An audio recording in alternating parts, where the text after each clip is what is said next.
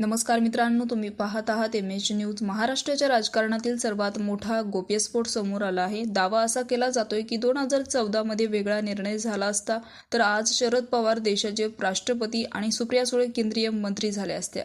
हा खळबळजनक दावा केंद्रीय मंत्री रामदास आठवले यांनी केलाय। नेमकी त्यांनी काय सांगितलं आणि या वक्तव्यामुळे पुन्हा एकदा राजकीय वर्तुळात चर्चांना उधाण आलंय, पाहूयात आजच्या व्हिडिओच्या माध्यमातून।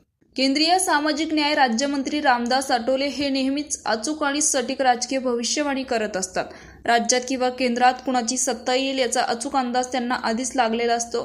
त्यानुसार ते आपली राजकीय भूमिका ठरवत असतात। कधी कधी ते हसत हसत आतल्या बातम्या देखील देत असतात। त्यांनी काल पुण्यात असताना अशीच एक महत्त्वाची बातमी दिली आहे। शरद पवार हे NDA सोबत आले असते तर ते आज राष्ट्रपती झाले असते, असा मोठा गोप्यस्फोट देखील रामदास आठवले यांनी केलाय। त्यामुळे राजकीय वर्तुळात तर्कवितर्कांना उधाण आलंय। रामदास आठवले काल पुण्यात होते, यावेळी त्यांनी विविध विषयावर मत व्यक्त केले। त्यांनी शरद पवार यांच्याबद्दल ही भाकीत केली आहे। शरद पवार मोठे नेते आहेत, त्यांचा आदर आहे। 2014 ते 2019 मध्ये शरद पवार आमच्या सोबत आले असते तर ते राष्ट्रपती झाले असते, असा गोप्यस्फोट रामदास आठवले यांनी केलाय। अजित पवार असताना अनेक निर्णय झाले होते। सुप्रिया सुळे यांना केंद्रात मंत्री करायचे होते, मात्र अशा चर्चा होत्या, पण अजित पवार नाहीयेत, त्यामुळे आता दोन्ही राष्ट्रवादी एकत्र येणं कठीण आहे। पण शरद पवार यांनी NDA सोबत यायला हवं होतं, असंही रामदास आठवले यांनी म्हणाले। यावेळी त्यांनी राम मंदिरातील चोरीवरही भाष्य केलंय। राम मंदिरातील चोरी मोठी आहे, मोठा घोटाळा झाला आहे। राम मंदिरासाठी जगभरातून पैसे आले आहेत, मोठा घोटाळा केल्याचं समोर आलंय।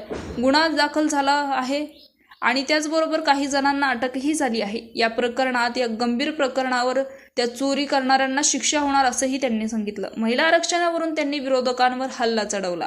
केंद्रात महिला आरक्षणाला विरोधकांनी विरोध केला, आता मात्र आमच्याकडे संख्या वाढली आहे, त्यामुळे लोकसभा आणि राज्यसभेत महिला आरक्षण विधेयक मंजूर होईल। 2029 मध्ये होणाऱ्या लोकसभा निवडणुकीमध्ये महिलांना अधिक जागा मिळतील, मोठे मतदारसंघ आहेत, डिलिमिटेशन बिल नक्की पास होणार आहे, यावेळी आमच्याकडे बहुमत आहे, असा दावाही त्यांनी केला। यावेळी त्यांनी आरक्षणातील उपवर्गीकरणावरही प्रतिक्रिया दिली आहे।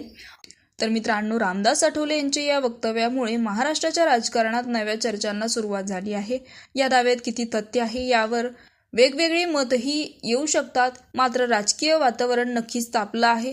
या प्रकरणाबद्दल तुमचं मत काय आहे आम्हाला कमेंटमध्ये नक्कीच सांगा। व्हिडिओ आवडल्यास लाईक करा, शेअर करा, सबस्क्राईब करा।